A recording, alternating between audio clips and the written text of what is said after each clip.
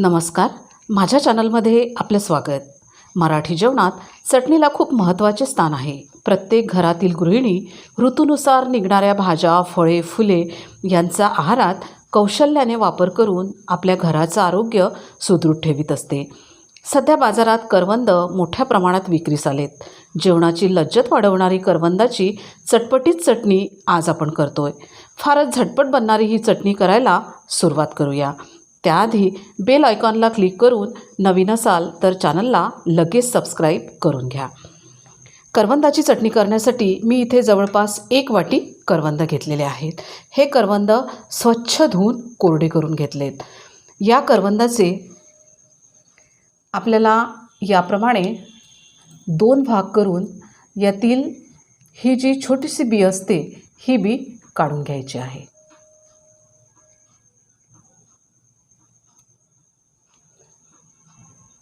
याप्रमाणे इथे सगळ्या करवंदाचे 2 भाग करून त्याच्या आतील बिया मी काढून घेतलेल्या आहेत. जेवढे करवंद आपण घेतले त्याच्या अर्धा गूळ इथे घेतला आहे. तिखट, मीठ, हळद, कोथिंबीर ही देखील स्वच्छ धुवून कोरडी करून मग कापून घेतलेली आहे. वाळलेली मेथी आणि मोहरी, 1 चमचा धने जिरे पूड, 1 चमचा सोप पावडर, हिरवी मिरची, आलं आणि लसूण, त्याचप्रमाणे थोडंसं 2 चमचे तेल देखील मी यासाठी घेणार आहे. 2 चमचे तेल आपण पॅनमध्ये घालून घेतलं. आता घालूया वाळलेली मेथी आणि मोहरी.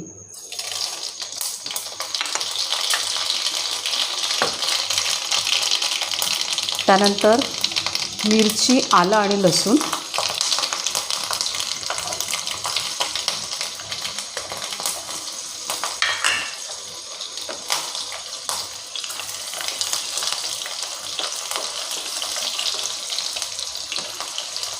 त्यानंतर लगेच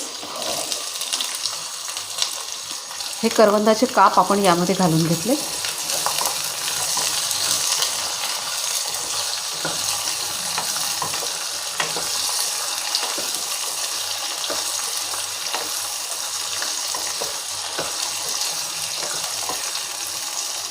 एक मिनिटपर्यंत परतल्यानंतर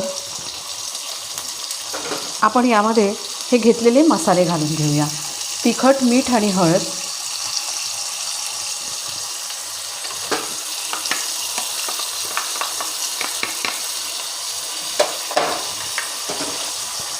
धणे जिरे पूड आणि सोप पावडर,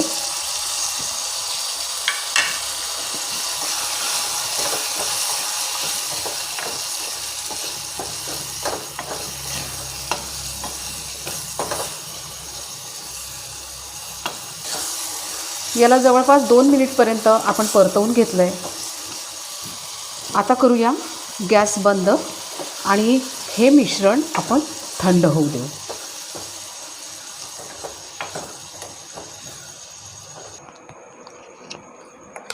सारण इथे हे थंड झालं आहे. आता आपण हे मिक्सरमध्ये बारीक करून घेऊया.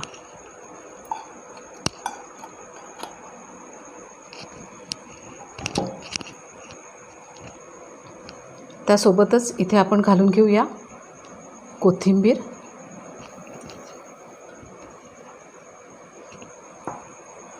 आणि गूळ.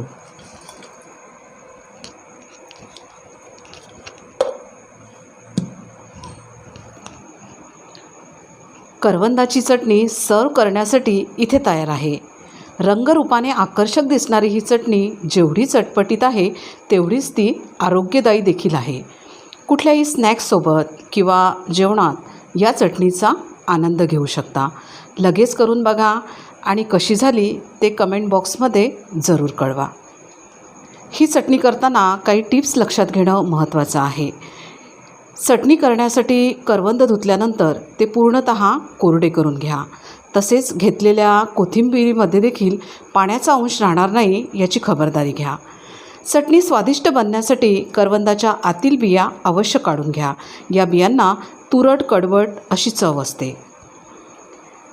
आवश्यक तेवढी चटणी बाहेर ठेवून उरलेली चटणी हवाबंद डब्यात घालून फ्रीजमध्ये ठेवल्यास बरेच दिवसपर्यंत ती खाता येते. वेळात वेळ काढून आपण माझे व्हिडिओज नियमित बघत असता. Lot of thanks for that.